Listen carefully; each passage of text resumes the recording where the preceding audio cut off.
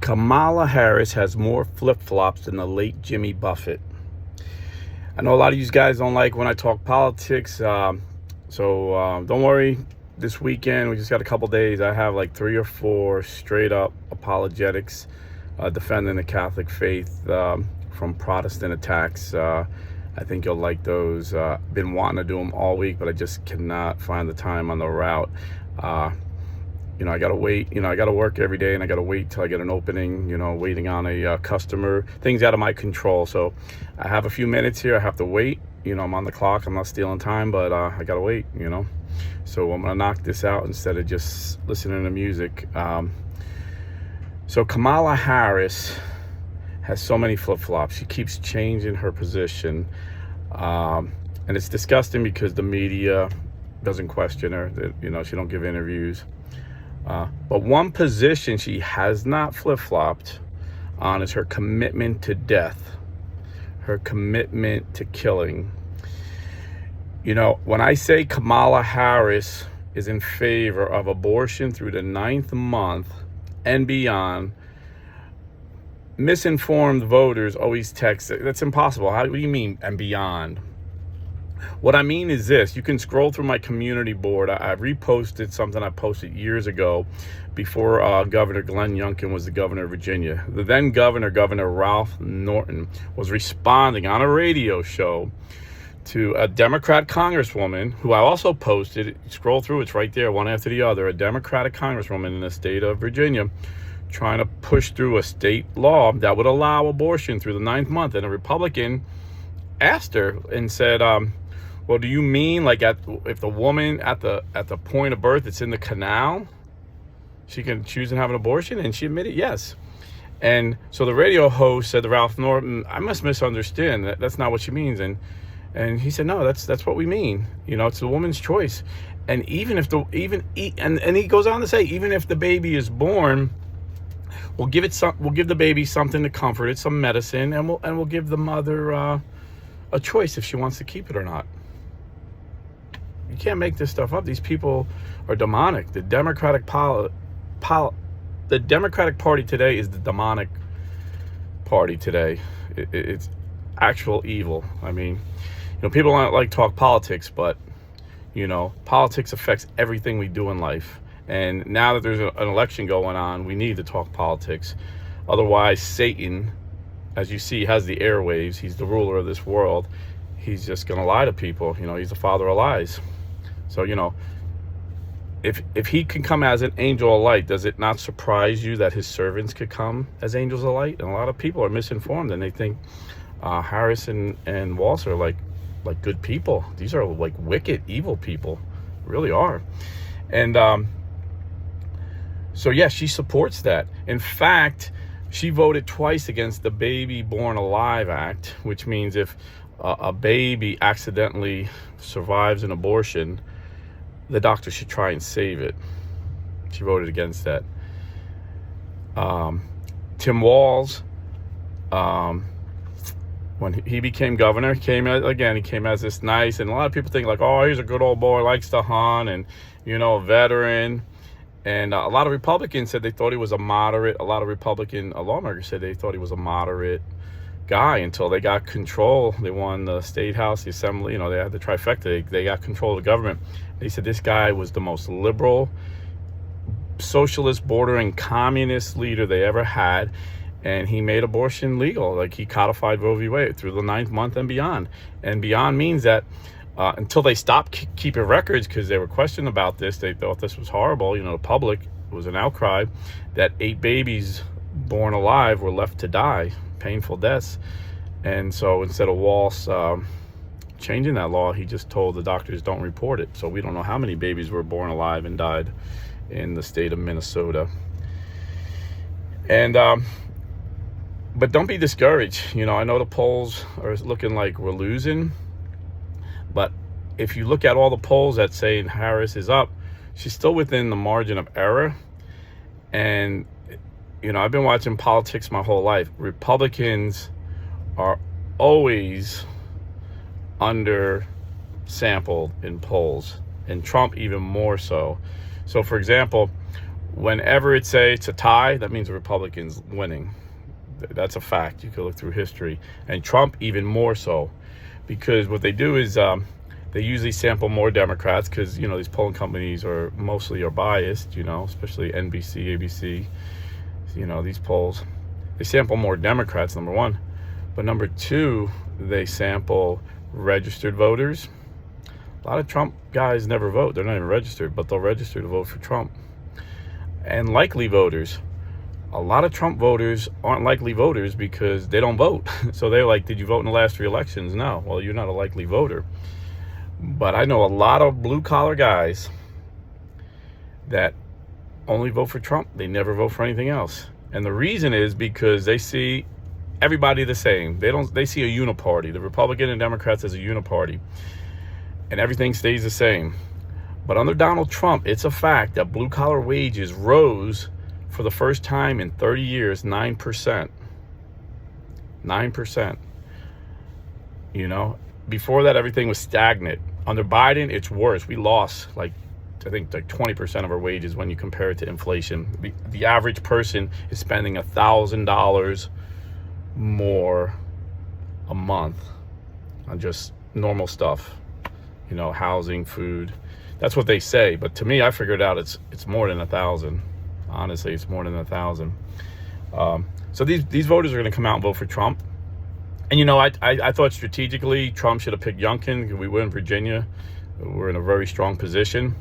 And I thought Harris should have picked Shapiro because if the Democrats win Pennsylvania, they got a 90% chance of winning the presidency. If they lose Pennsylvania, they got about a 5 or 10% chance of winning. So why didn't she pick them? Because there's so many anti-Semitic Democrats that it would have caused a fracture in the party. And they needed to bring the party together. I mean, they needed a base rally. They needed enthusiasm because the Republican base was enthused. But the Democrats were not enthused, so they had to get them enthused. And, of course, they had the media on their side making Walsh look out to be like this great guy and this great pick. But, it's the blue-collar workers in Pennsylvania, Wisconsin, and Michigan that are going to decide this. And, they make up over 50% of the population there. And, JD Vance was the perfect pick for those 3 states, I just seen him yesterday talking to some truckers, and, he don't have to pretend he's something he's not, like Kamala and Tim Walsh. He talks about growing up poor, and it's a fact. He grew up dirt poor. And he tells a funny story how his mama, his what he calls his grandma, his mama raised him because his mother was a drug addict and couldn't do it. And his mama, she could barely make ends meet. She used to argue with the guy with Meals on Wheels to give her an extra meal so they had more food to eat, because that's what they depended on to eat. And he tells a funny story how this guy cut off his mama while they were driving, and he was a little kid, and he says his mama was a great woman, but she had a filthy mouth. She starts cursing the guy out, so the guy gives her the finger, and he keeps cutting her off, brake checking her, and she's getting really aggravated, so she pulls up alongside of her and pulls out her .45 and taps it on the window. And then the guy took off. He left her alone.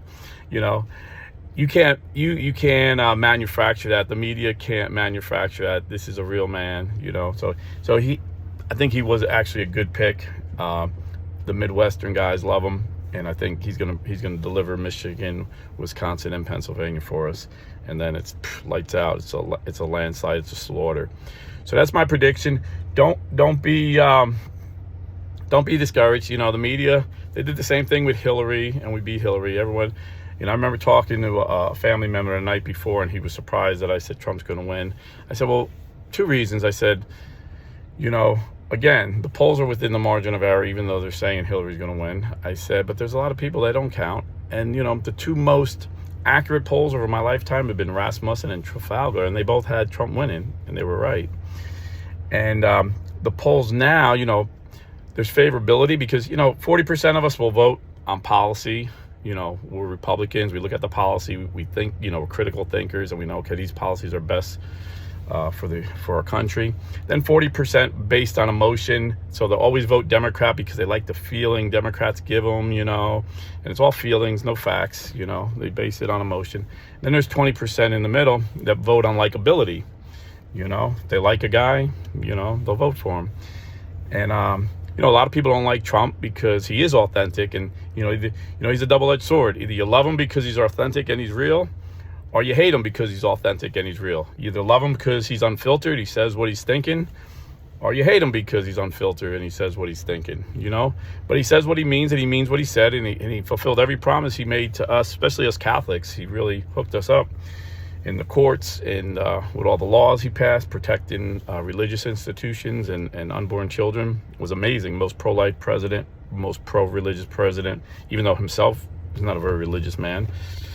And I don't think he claims to be either. He says he has a faith in God, but he doesn't walk around preaching to us. But so in 2016, when he beat Hillary, his likability was like 4% less than it is now. So we'll get 4% of those people that just vote on if they like you. But we got a very enthusiastic base, blue-collar workers, Catholic Christians, evangelical Christians, because as Christians know, the most important, even if you're a Protestant, you'll have to agree with Pope Francis when he says abortion is the gravest of mortal sins. And you have to agree with the United States Conference of Catholic Bishops that say the most important issue in this election is abortion. Because if they get in, first of all, they already promised to get rid of the Mexico City policy, which Reagan put into effect, Ronald Reagan, that said we're not going to pay for overseas abortions. And then every Democrat gets rid of it, every Republican puts it back, and then Trump came and expanded it by trillions, because, we had it basically where most abortions took place, but it was pointed out to Trump, like a lot of different agencies will provide money. So he just covered every agency, and it came to like 7 trillion more, I think, if I'm not mistaken, that does not go to abortion. And Kamala Harris also said she'll try and get the Hyde Amendment repealed, which means American taxpayer money can't pay for American abortions here in America. The Mexico City covered overseas. So right now, under Biden and Harris, we're paying for abortions overseas, just can't pay for them here. And like I said, Tim Walz and her both want abortion through the 9th month and beyond. Also, one of her flip-flops, she says she's not for single-payer health care like Canada, but she was always for it until she was against it, just, like now, 2 months before the election. And she doesn't even come out and tell her supporters. She just puts out like a statement, like a press release paper, that she's no longer in favor of single-payer. So single-payer is basically communist health care. The government provides us health care like they do in Canada. And like I just put up a post yesterday, in Canada, euthanasia is the 5th leading cause of death. They started out saying, we'll have mercy killings. People that are terminally ill and they're in so much pain, we'll kill them. But the government's evil, Ronald Reagan always said the government isn't a solution, the government's a problem. When you put these bureaucratic government people in charge of your health care, you may as well put a bullet in your head right then. Because they're looking at the money, they're looking at, okay, you know what, we need more people off of this role. So now if you're depressed, there was a 27-year-old girl that had clinical depression and she killed herself with the government's approval and the doctor's help of giving her a pill to kill herself. There's a guy 40 years old I did a video on, I posted a thing. He has this chronic disease where he's always in pain. He says every time he goes to the hospital, they try and convince him to kill himself. They're trying to talk him into killing himself. This is what they want. They want government control of healthcare. They want government control of everything. Tim Walz is a prime example, very tyrannical. Under COVID, he had the most draconian lockdowns. He had like the Soviet Union's had. He had a hotline that you could report your neighbor if they were outside when they weren't supposed to be outside. If they didn't have their mask on, if you heard they didn't get vaccinated, you report them, and then they would arrest your neighbor. This is what the Democrats are. It's, and but they're chameleons. Kamala the chameleon. She was the first Soros-backed prosecutor in California, And she wanted to defund the police, reimagine the police department. But then when she was running for election, one of the elections, they said, no, you got to look tough on crime. So she started arresting thousands of black guys, and this is why most black men are voting for Trump now, and put them in jail for like weed, a little bit of weed. They spent time in jail. In fact, Joe Biden had an anti-predator. He wanted to get rid of these black predators when he was in the Senate in the 90s, and he sponsored his crime bill that put tens of thousands of black men in jail for small amounts of drugs. And it was Donald Trump who signed the Justice Reform Act that released these. Another reason a lot of young black men love Donald Trump. And even Van Jones, an African-American Democrat strategist, said Donald Trump did more for black men than any president in 50 years. And he worked for Obama, and he said this. So, but they're chameleons because they don't really believe that. They wanted to defund the police because right after that, when Kamala was a senator, and the riots in Minnesota, the people were begging the governor to do something, but he was he was pro BLM, and he said, well, let them vent, they deserve it. His wife said, we're part of the movement. We're leaving our windows open so we could smell the police cars burning, so we could feel part of the movement. Donald Trump said, dude, you got to let me send the National Guard. You got to bring in your National Guard. And for days he wouldn't do it. And then finally the polls show that this guy was being hated by the people. So he calls in the National Guard after a few days. And then he goes this tyrannical ways again, and he puts it to curfew, and he tells the police, anybody comes outside, even if they're on their front porch, shoot them with paintball guns. So he was actually had the cops shooting innocent citizens that came out to see what was going on. They would shoot them and make them go in the house. These people are sick. They're communists with smiles. A Democrat in America today that's in power is just a communist with a smile. That's all they are. And like I said, she's the most pro-death. She's bragging. She will codify Roe v. Wade, and she'll make it illegal for any state. If she gets her way, she'll make it illegal for any state to ban abortion at any stage for any reason. Abortion through the 9th month and beyond. Thank God we have a balance of powers. Our founding fathers were smart enough to give us a balance of powers, and the Supreme Court won't allow this. This is why, like Venezuela, she's already said she'll pack the courts. And what that means is, she said if she gets in, she'll get rid of the filibuster and add like 6 seats. She'll appoint 6 liberals, activist judges to the Supreme Court. So whatever evil laws they pass, the Supreme Court will not strike them down. So you may not think politics is something we should talk about on a religious channel, but I don't see how you could separate being a good Christian from not fighting against these evil laws that kill unborn babies, kill elderly people because they think they're useless. They're too much on the government dole. If we have government health care, that's what they'll be, a burden. Now in Canada, they're talking about in 2027, they'll allow mentally ill people to commit suicide, with the encouragement of the state. This is evil. This is the most pro-death, the most pro-abortion ticket ever. I mean, right now, Biden-Harris is the most pro-death, pro-abortion administration that I've ever seen in my lifetime. But Harris and Walz is even worse. They're even worse. So we need to stop them. You need to register to vote. If you're not, you need to bring a couple people with you to vote. You need to vote pro-life. And don't vote, I know a lot of people don't like Trump's personality, but we're not voting personality. We're voting policies that save unborn children, save our elderly, are sick, the least amongst us. They want to kill. They want to kill the weak. This is what they want to do. We don't fight against flesh and blood. We fight against spiritual principality. And the devil hates us. The devil came to kill, to steal, and destroy. He's the father of lies, and he's lying to so many people. So,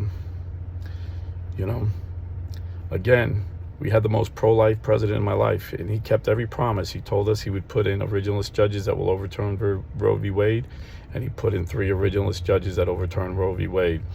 He said he would reinstitute the Mexico City Act. Not only did he reinstitute it, but he expanded it, made it better than ever. He said he would fight for religious freedom. The Obama administration was suing the Little Sisters of the Poor, the nuns, to make them, they're using lawfare to break them financially, to make them provide insurance that provides abortion and birth control for their nuns and anyone who worked for their convent.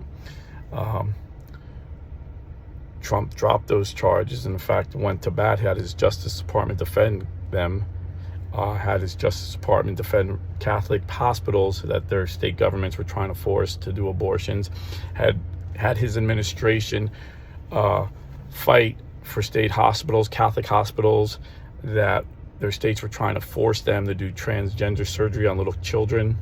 And then reverse, Biden came in and he sicked his all his Justice Department on Catholic hospitals, and Harris will bring it on even stronger. So, you may not think politics and religion mix, but I don't see how you separate the two. So make sure you vote pro-life, Donald Trump and JD Vance, 2024. God bless and stay Catholic. And tune in this weekend. I got really some good apologetics I'm excited about. I was almost going to do them today, but I'm like, man, I got no time for this. I got to read the Bible and point out some scriptures, show how these pastors are so wrong, how they use eisegesis instead of exegesis to get to their points. So anyway, check it out. God bless and stay Catholic. It looks like my customer is here, so I got to start working.